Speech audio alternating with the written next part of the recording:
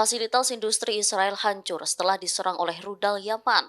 Media-media lokal rezim Zionis pun mengunggah video yang menunjukkan kebakaran di fasilitas industri tersebut pada Kamis 2 November 2023. Dalam video terlihat kebakaran luas di fasilitas industri rezim Zionis Neot Hova pada Rabu 1 November dini hari.